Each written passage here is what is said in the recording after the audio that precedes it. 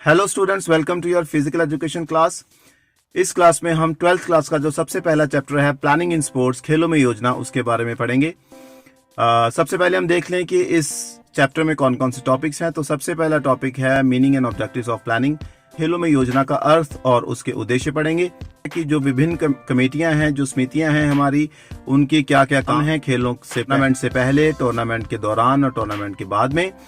तीसरा टॉपिक है टूर्नामेंट के बारे में पढ़ेंगे। टूर्नामेंट क्या होता है, कितने प्रकार के टूर्नामेंट होते हैं, जिसमें हम knockout, league, round robin, combination, इन सब टूर्नामेंट्स के बारे में पढ़ेंगे। चौथा टॉपिक है हमारा नॉकआउट और लीग में किस प्रकार से फिक्चर्स बनाए जाते हैं, वो पढ़ेंगे। पांचवा टॉपिक है हमारा इंट्राम्यूरल और एक्स्ट्राम्यूरल के बारे में पढ़ेंगे, उसका अर्थ और उसके मीनिंग एंड उसके ऑब्जेक्टिव्स, उद्देश्य। और सिक्स टॉपिक है विशिष्ट खेल कार्यक्रम, जो स्पेसिफिक स्पोर्ट्स प्रोग्राम है, उनके बारे में हम पढ़ेंगे। खेलों में योजना की थोड़ी सी इंट्रोडक्शन दे दूं आपको। हमारा कोई भी लक्ष्य हो, कोई हमें काम करना है, तो उसके लिए प्लानिंग की आवश्यकता होती ही होती है। प्लानिंग के बिना हम कुछ भी नहीं कर सकते, और जो भी हमारा लक्ष्य है उसकी प्राप्ति, जो भी हम सक्सेस, जो भी हम पाना चाहते हैं, वो कितने बेहतर तरीके से, कितने अच्छी तरीके से हम पा सकते हैं या पाएंगे, वो इसी पर निर्भर करता है कि हमारी प्लानिंग कैसी है। अगर हमारी प्लानिंग सब कुछ अच्छी होगी तो हम बहुत अच्छा कर पाएंगे। इसका मैं एक छोटा सा एग्जांपल देता हूं। जैसे ओलंपिक्स टूर्नामेंट करवाए जाते हैं। ओलंपिक्स टूर्नामेंट आपको पता है कि कितना बड़ा इवेंट है। पूरी दुनिया से, अलग अलग देशों से बहुत सारे एथलीट्स, बहुत सारे प्लेयर्स उसमें भाग लेते हैं। अब वो टूर्नामेंट कराना, देखिए, सबसे पहले तो डिसाइड किया जाता है कि वो कहाँ पे कराना है। अब 7 साल पहले उसको प्लान कर लिया जाता है कि ये टूर्नामेंट, ये जो ओलंपिक्स हैं, ये यहाँ पे किए जाएंगे। जैसे 2020 टोक्यो ओलंपिक्स होना था, जो कि कोविड-19 की वजह से नहीं हो पाया, लेकिन वो 2013 में डिसाइड कर लिया गया था कि ये टोक्यो जापान में होगा। तो अब उसके लिए जापान को प्लानिंग 7 साल पहले से जापान को प्लानिंग करनी पड़ेगी कि मुझे ये करवाना है, अब मुझे क्या क्या करना है, कितने प्लेयर्स आएंगे, किस प्रकार से मुझे उनको रखना है, उनका खाना पीना, उनको लाना करना, जो बहुत सारे काम जो होते हैं, उसकी एडवर्टीजमेंट करनी है, डिजाइनिंग करनी है, रेफरीज और इस प्रकार से बहुत सारे ऑफिशियल्स। तो जो ग्राउंड्स हैं बनाने हैं, ग्राउंड स्टेडियम्स हैं, कौन सी इवेंट के लिए कौन सा स्टेडियम यूज कर रहेंगे, वहाँ की कैपेसिटी कितनी है, तो बहुत सारी चीजों को पहले से प्लान करके रखना पड़ता है, तभी कोई भी टूर्नामेंट जो है वो सक्सेसफुल हो सकता है। तो ये एक एग्जाम्पल था। अब हम पढ़ेंगे मीनिंग ऑफ प्लानिंग। बता दो कि planning can be understood as the process of making a sequence of work for a future line of action. कि हमें जो भी फ्यूचर में करना है उसको पहले से निर्धारित करना, वो प्लानिंग कहलाता है। इसकी एक डेफिनेशन भी अगर आप याद कर लें तो बहुत बेहतर होगा। वैसे तो कई डेफिनेशंस हैं, बट एक डेफिनेशन मैं आपको एक्सप्लेन कर देता हूं। ये है केनेथ एच किलन के अनुसार। According to Kenneth H Killen, planning is the process of deciding in advance what is to be done and when is to be done, who is to do it, how is to be done and where is to be done। मतलब कि planning जो है ये पहले से advance में decide करना होता है कि हमने कब करना है, कहाँ करना है, कैसे करना है, कौन करेगा, किस प्रकार करेगा, ये सारी चीजें पहले से ही डिसाइड कर लेना प्लानिंग कहलाता है। इसके बाद हम पढ़ेंगे प्लानिंग के उद्देश्य क्या है। सबसे पहला जो प्लानिंग का उद्देश्य है वो है avoid unnecessary pressure of last minute. कि अगर हमारी प्लानिंग अच्छे से होगी तो जो भी हम काम कर रहे हैं आखिरी समय पे, कई बार क्या होता है, हमारी अगर प्लानिंग नहीं होगी तो लास्ट मोमेंट पे बहुत सारी चीजें एक साथ इकट्ठी हो जाएंगी, तो जिसको हम हल नहीं कर पाएंगे, जिसको हम संभाल नहीं पाएंगे, तो क्योस हो जाएगा। उन सारी चीजें बिखर जाएंगी और हमारा जो भी हमारा लक्ष्य है हम उसकी प्राप्ति नहीं कर पाएंगे, और हमारा जो भी प्रोग्राम डिसाइडेड है वो खराब हो जाएगा। तो उसके लिए अगर पहले से प्लानिंग है तो जो लास्ट मोमेंट की जो जितनी भी दिक्कतें हैं उससे हम बच सकते हैं। दूसरा पॉइंट है increase efficiency of every activity. मतलब कि अगर प्लानिंग होगी तो जो भी काम हम कर रहे हैं उसमें हम पूरा एफिशिएंटली करेंगे, हम बेहतर तरीके से कर पाएंगे, अच्छे से कर पाएंगे, अपना 100% दे पाएंगे अगर पहले से ही प्लानिंग होगी तो। तीसरा point, keep good control over all activities. अगर हमारी प्लानिंग होगी तो आपस में, देखिए, कोई भी काम हमें करना होता है तो एक आदमी नहीं कर सकता। बड़े काम जो होते हैं, मान लीजिए घर में कोई फंक्शन है तो किसी को कोई काम दिया जाएगा, किसी को कोई काम दिया जाएगा, किसी को कोई काम दिया जाएगा। स्कूल में मान लीजिए हमने एनुअल फंक्शन करवाना है तो किसी टीचर को स्टेज डेकोरेशन का दिया जाएगा, किसी टीचर को एक डांस दिया जाएगा, भंगड़ा दिया जाएगा, क्लासिकल डांस दिया जाएगा, कोई सरस्वती वंदना करवाएगा, कोई कुछ करवाएगा, कोई स्किट करवाएगा। एक इंसान सभी नहीं काम कर सकता। इसी तरह से कोई भी काम हो रहे हैं, अगर आप उन पर कंट्रोल रखना चाहते हैं कि सब काम अच्छे से होते रहें, तो उसके लिए आपको पहले से प्लानिंग करनी पड़ेगी, कौन कैसे क्या कब करेगा। फोर्थ पॉइंट है हमारा facilitate proper coordination between various committees, कि जितनी भी कमिटीज हैं हमारी, कि उनका सबका आपस में समन्वय कोऑर्डिनेशन बना रहे, उसके लिए हमें प्लानिंग पहले से करना बहुत जरूरी है। पांचवा पॉइंट है facilitate safety and improvement in performance. जो भी हम काम कर रहे हैं, जो प्लेयर्स आ रहे हैं, जो हमारी ऑडियंस है, जो हमारे ऑफिशियल्स हैं, वो सब अपनी बेहतर परफॉर्मेंस दे पाएं। वो तभी दे पाएंगे अगर हमारी प्लानिंग अच्छे से है, तो प्लानिंग इसमें हेल्प करती है। सिक्स्थ इसका जो उद्देश्य है वो है, जो ऑब्जेक्टिव है वो है इंक्रीज क्रिएटिविटी।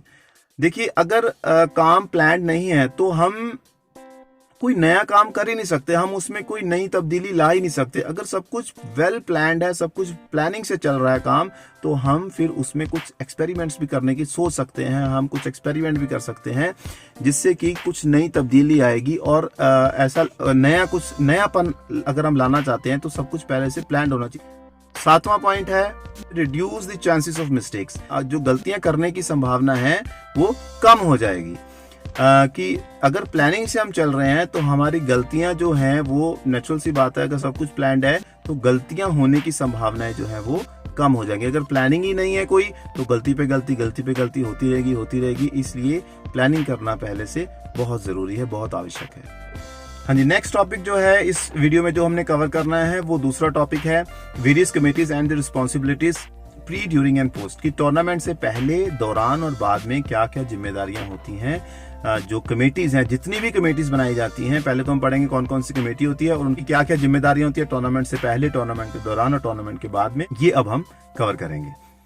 तो सबसे पहले मैं आपको बता दूं कि जो ऑर्गेनाइजिंग कमेटी होती है उसका एक लेआउट होता है, जिसमें कि सबसे पहले डायरेक्टर होता है, दूसरे नंबर पे एग्जीक्यूटिव कमेटी होती है, तीसरे नंबर पे ऑर्गेनाइजिंग कमेटी होती है। ऑर्गेनाइजिंग कमेटी में बाकी सारी कमेटीज होती हैं कमेटी।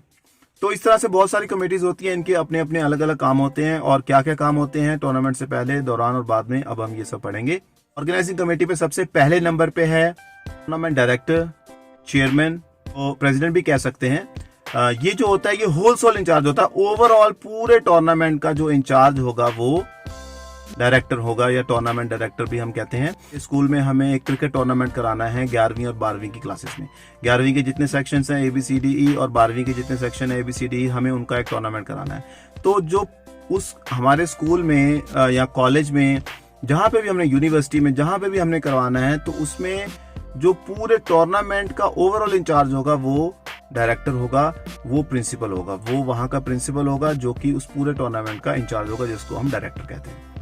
दूसरे नंबर पे है एग्जीक्यूटिव कमेटी। एग्जीक्यूटिव कमेटी जो होती है, ये सारी कमेटीज में से एक एक मेंबर इसमें लिए जाता है। एग्जीक्यूटिव कमेटी बनाई जाती है जब भी कोई मीटिंग करनी होती है, डायरेक्टर ने कोई इंपॉर्टेंट कोई फैसला लेना होता है, तो ये एक एक सभी कमेटीज के एक एक मेंबर्स को बुला के, एग्जीक्यूटिव कमेटी को बुलाकर मीटिंग कर लेते हैं, और जो भी आगे फर्दर डिसाइड करना होता है वो डिसाइड कर लेते हैं। तीसरा है ऑर्गेनाइजिंग कमेटी, जो हम पढ़ेंगे कि कौन, उसमें कमेटीज में अलग अलग डिफरेंट कमेटीज जो होती हैं और कौन कौन सी होती हैं, क्या क्या काम होते हैं। नंबर 1 है एक्रीडिटेशन कमेटी।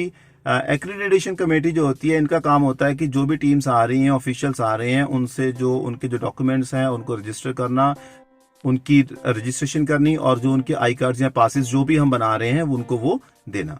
दूसरे नंबर पे होती है फाइनेंस कमेटी। फाइनेंस कमेटी जो होती है, ये पूरे टूर्नामेंट का खर्चा जो है, लेखा जोखा ये सारा रखती है, कहाँ पे कितना कैसा जो खर्चा होना है, क्योंकि बिना पैसे के कुछ भी नहीं होता। तो जो टूर्नामेंट करवाना है उसका एक बजट होता है, एक बजट डिसाइड होता है, प्राइजेस देने हैं और बहुत सारी चीजें, सर्टिफिकेट्स बनवाने हैं, तो उसके लिए फाइनेंस की जरूरत होती है। और फाइनेंस कौन हैंडल करेगा, वो फाइनेंस कमेटी हैंडल करती है कि कितना खर्चा कैसे कहाँ पे करना है, इस सारी चीजों का रिकॉर्ड जो है वो फाइनेंस कमेटी रखती है। तीसरे नंबर पे है पब्लिसिटी कमेटी। पब्लिसिटी कमेटी जो होती है, ये इसको पब्लिसिटी करनी होती है, एडवर्टीजमेंट करनी होती है। मान लीजिए हम टूर्नामेंट करवा रहे हैं हमारे स्कूल में, तो हम अगर हम इनवाइट करना चाहते हैं लोगों को बाहर से, कि ओपनली हम बुलाना चाहते हैं किसी को भी, या हम बाहर किसी ग्राउंड में टूर्नामेंट करवा रहे हैं, तो पब्लिसिटी करनी पड़ेगी, एडवर्टीजमेंट करनी पड़ेगी। उसके लिए मतलब चाहे हम कोई भी मीडिया रखें, व्हाट्सएप पे, फेसबुक पे, या हम अनाउंसमेंट्स करें तो गुरुद्वारा में, मंदिर में, या जो भी है आसपास कहीं पे, या अखबारों में, तो वो सारी चीजें वो ये जब देखती है कि किस तरह से हमने अपने टूर्नामेंट की पब्लिसिटी करनी है। चौथी है बोर्डिंग एंड लॉजिंग कमेटी। इसका काम होता है कि प्लेयर्स, ऑफिशियल्स, एथलीट्स जो भी आ रहे हैं, जो उनके रहने के लिए जो प्रबंध करने हैं, लॉजिंग एंड बोर्डिंग कमेटी करती है। पांचवा है ट्रांसपोर्ट कमेटी। ट्रांसपोर्ट कमेटी जो होती है, इसका काम होता है कि इसने जो प्लेयर्स आ रहे हैं उनको बस स्टॉप से लेना है, रेलवे स्टेशन से, एयरपोर्ट से लेना है, बसेस में लेना है, कौन सी टीम को कहाँ लेके जाना है, फिर टूर्नामेंट होते हुए उनको अलग अलग ग्राउंड्स में जो लेके जाना है। ट्रांसपोर्ट कमेटी का काम है कि वो ये ध्यान रखे कि प्लेयर्स को किस प्रकार से, कहाँ से, कैसे लेके जाना है। सिक्स्थ है रिसेप्शन कमेटी। रिसेप्शन कमेटी जो होती है, ये रिसीव करने वाली कमेटी होती है। जब हमारा टूर्नामेंट शुरू हो रहा है, जब हम ओपनिंग कर रहे हैं या हम क्लोजिंग कर रहे हैं, तो जो गेस्ट आ रहे हैं, ऑब्वियस ही बात है हम गेस्ट बुलाएंगे तो ओपनिंग के लिए, तो जो गेस्ट आ रहे हैं उनको रिसीव करने के लिए रिसेप्शन कमेटी बनाई जाती है। नेक्स्ट है ceremony and decoration committee. Ceremony and decoration committee जो होती है, इसका काम होता है कि जो पूरी जो सेरेमनी, ओपनिंग सेरेमनी होनी है, क्लोजिंग सेरेमनी होनी है, और जो डेकोरेशन स्टेज के आसपास या जो भी हमने डेकोरेशन करनी है, वो सारा जो उसकी सारी जो देख रेख है वो सेरेमनी एंड डेकोरेशन कमेटी करती है। फिर है प्राइजेस एंड डिस्ट्रीब्यूशन कमेटी। जो प्लेयर्स को प्राइजेस देने हैं, मेडल्स देने हैं, वो सब उसका देख रेख जो है वो सारी प्राइजेस और डिस्ट्रीब्यूशन कमेटी, किस प्रकार, कब, कहाँ, कौन से इवेंट का कितने, कब प्राइज देना है, ये सारी चीजें प्राइजेस एंड डिस्ट्रीब्यूशन कमेटी करती है।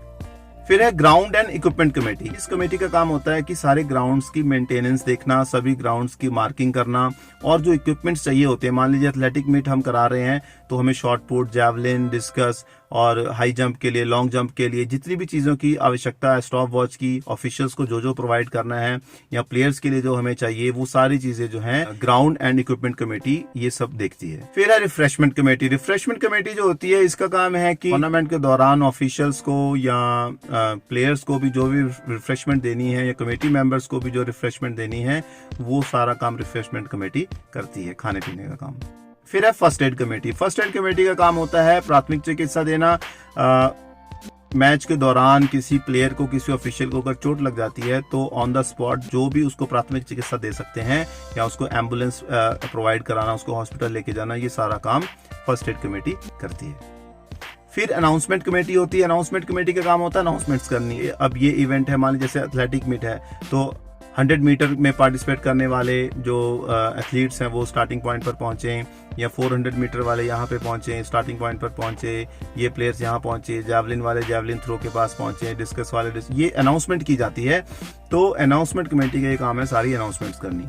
फिर है कमेटी फॉर ऑफिशियल्स। इस कमेटी का काम होता है कि सभी ऑफिशियल्स की सिलेक्शन करनी, कि जो रेफरीज, ऑफिशियल्स, मार्शल्स, या हम रेफरी, अंपायर्स जो भी हमने नियुक्त करने हैं, उनकी जो नियुक्ति करनी है वो ये जो है हमारी कमेटी फॉर ऑफिशियल्स करती है। फिर है एंट्रीज एंड प्रोग्राम कमेटी। इस कमेटी का काम होता है इसकी ऑफिशियल्स की एंट्रीज करनी और प्रोग्राम की लिस्ट बनाकर आगे फॉरवर्ड करना।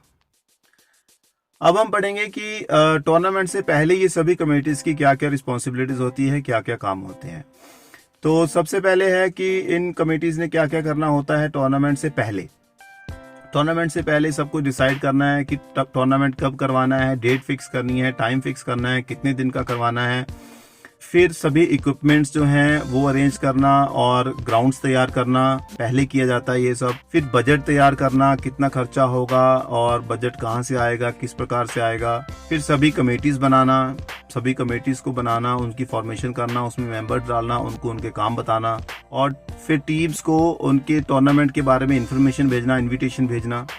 टीम्स की जब कंफर्मेशन आ जाए कि यस वी आर पार्टिसिपेटिंग, तो उनके फिक्चर तैयार करना। विनर्स के लिए मोमेंटोज, मेडल्स और सर्टिफिकेट्स की प्रिंटिंग वगैरह करवानी। उनके लॉजिंग और बोर्डिंग की तैयारी करनी, पहले से तैयारी करके रखना, वो कहाँ रहेंगे, कैसे रहेंगे, और उनके लिए ट्रांसपोर्ट की पहले से तैयारी करके रखनी। ये सारे काम जो हैं ये कमेटीज को पहले करने पड़ते हैं। टूर्नामेंट के दौरान अब हम देखेंगे कौन कौन से काम होते हैं, डिफरेंट कमेटीज को करने पड़ते हैं। सबसे पहला तो है कि ओपनिंग सेरेमनी सही प्रकार से हो रही है, रिसेप्शन गेस्ट की सही हो रही है, और पूरा रेगुलर चेक रखना पड़ता है टूर्नामेंट के दौरान कि सारा जो है टूर्नामेंट सही तरीके से चल रहा है। टीम्स की एलिजिबिलिटी चेक करनी, कोई फ्रॉड प्लेयर तो नहीं खेल रहा। ऑफिशियल्स की, प्लेयर्स की रिफ्रेशमेंट, अनाउंसमेंट्स करनी टूर्नामेंट के दौरान। फर्स्ट एड की पूरी तैयारी रखनी। और डेली टूर्नामेंट की जो रिपोर्ट है वो मीडिया तक पहुंचानी। टूर्नामेंट के बाद जो कमेटीज की रिस्पॉन्सिबिलिटीज है कि सभी जो प्लेयर्स हैं, टीम्स हैं, विनिंग टीम्स हैं, उनको उनके प्राइजेस वगैरह, सर्टिफिकेट्स वगैरह दे दिए जाएं। प्रेस नोट बनाकर वो मीडिया को भेज दिया जाए।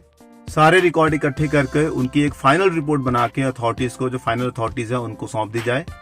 और जितने भी लोग कंसर्न लोग हैं उनकी जो पेमेंट्स कर दी जाए। और फाइनेंस जो जितना खर्चा हुआ है उसकी पूरी एक एग्जैक्ट रिपोर्ट बना दी जाएगी। कल को हमसे कोई पूछे कि हाँ कहाँ पे कितना खर्चा हुआ, तो फाइनेंस कमेटी को ये जवाब देना होता है। तो उसके लिए उसको पूरी एक फाइनल रिपोर्ट फाइनल बना दी जाए कि हमारा खर्चा कितना कहाँ पे हुआ है और अथॉरिटीज को सौंप दी जाए। तो इस वीडियो में इतना ही है। ये 2 टॉपिक्स हमने कवर कर लिए हैं। नेक्स्ट वीडियो में हम टूर्नामेंट्स और फिक्सचर्स के बारे में